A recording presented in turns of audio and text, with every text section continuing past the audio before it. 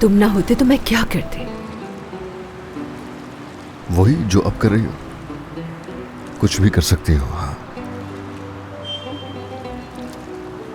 चलो अब जाओ। ठीक है, चलती हूँ। ओके।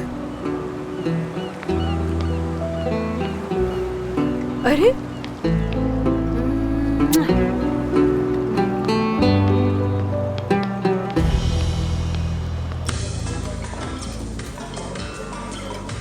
यहीं बैठे रहोगे तो शर्त कैसे जीतोगे मेरे दोस्त?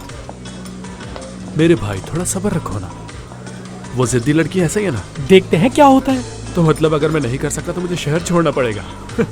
पता नहीं, मुझे ऐसा क्यों लगता है वो लड़की तुम्हें बहुत ही टफ टाइम देने वाली है। क्या तुम मुझे डरपोक समझते हो?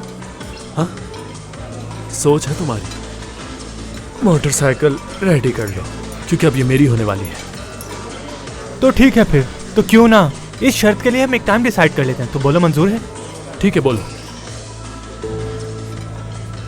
2 दिन दिए। ओहो, इससे क्या होगा? सिर्फ 2 दिन?